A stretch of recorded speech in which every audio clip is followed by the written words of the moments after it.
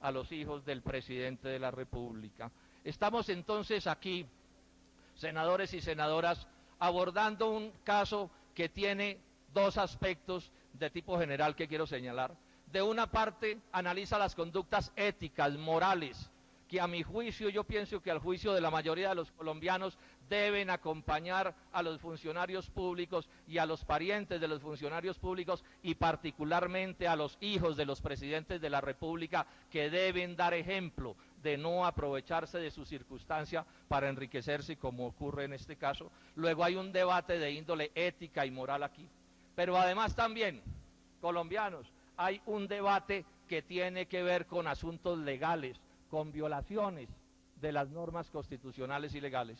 Como lo explicaré más adelante, hay un caso en la relación de estos jóvenes con el alcalde de Mosquera que puede configurar de manera clásica una situación de enriquecimiento ilícito a partir de configurarse el delito de cohecho, cosa que tendrán que investigar la Fiscalía General de la República.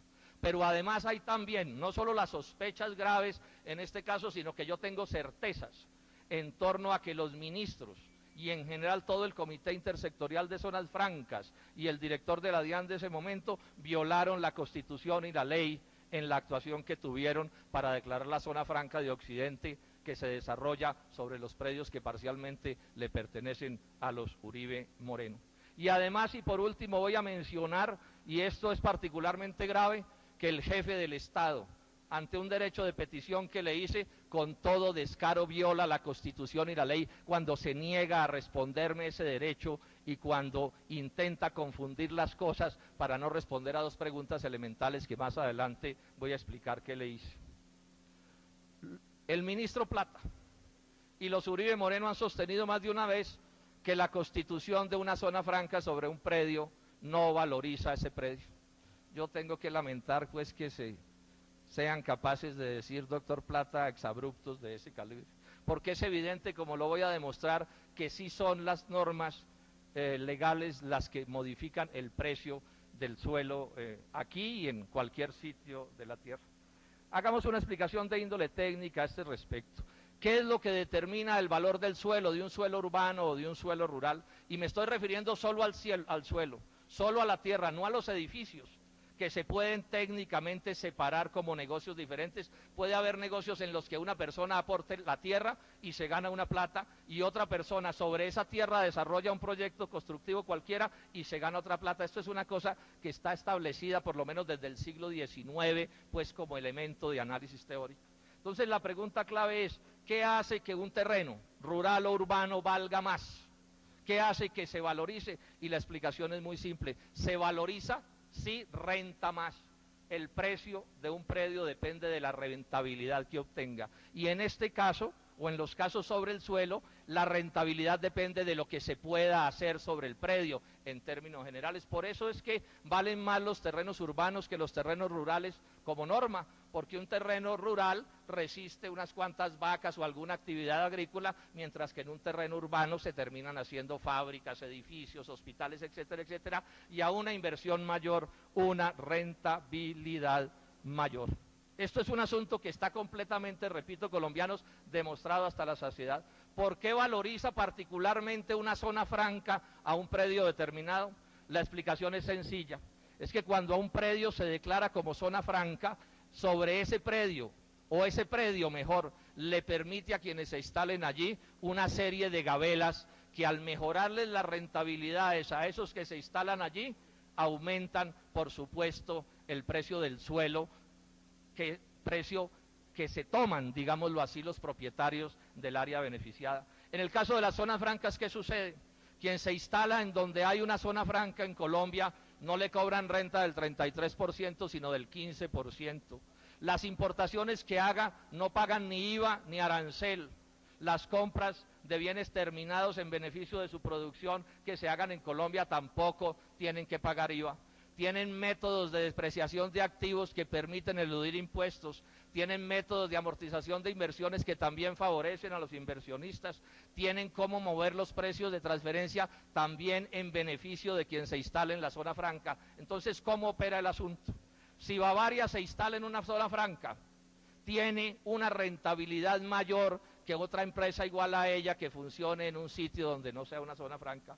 Pero como esa rentabilidad mayor depende del suelo donde se instala, porque es el suelo el que tiene las gabelas tributarias y las ventajas, el propietario de ese suelo puede aprovecharse de la circunstancia para decirle al industrial: señor industrial, si usted quiere pagar renta del 15% y no del 33%, tiene que pagarme por mi suelo más que lo que tendría que pagarle a otro ciudadano que tuviera una tierra en donde no existieran esas gabelas de la zona franca. Luego, lo que termina ocurriendo es que esas zonas francas suelen funcionar como unas especies de monopolios o de oligopolios, mediante las cuales el propietario del suelo le arrebata al industrial que invierte allí una parte de las gabelas que el gobierno nacional le ha concedido. Estamos entonces aquí ante el caso de una actividad económica que no es estrictamente de corte industrial ni empresarial, porque ese es un negocio distinto, sino ante una actividad especulativa de los propietarios del suelo.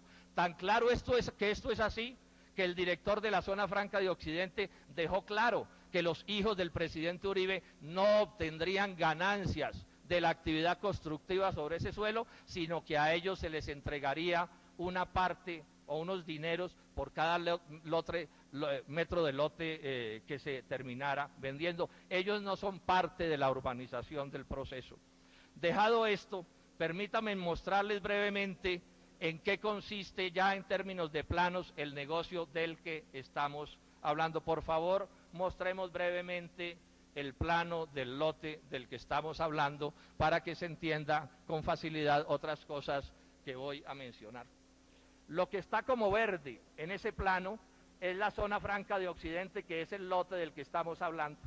Aquí en el área roja, esos también eran terrenos de los hijos del presidente Uribe, y algunos de ellos les fueron vendidos a los familiares del alcalde de Mosquera, que les declaró ese terreno como urbanizable industrialmente.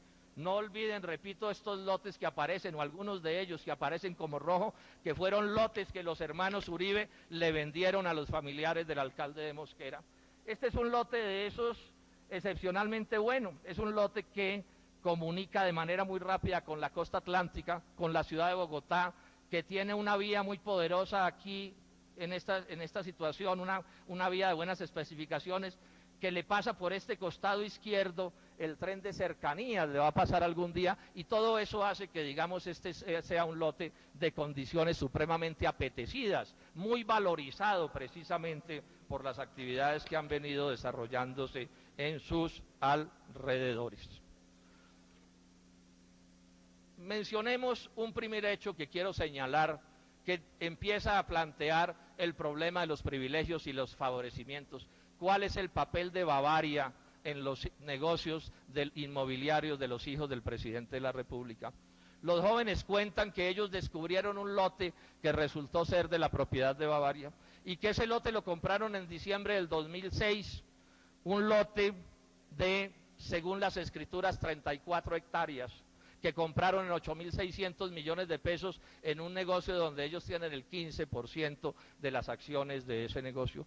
El metro cuadrado promedio de ese predio entonces fue del orden de 26.000 pesos el metro cuadrado, que es, en esas circunstancias que yo acabo de señalar, un precio bastante barato, curiosamente bajo para un terreno de esas condiciones.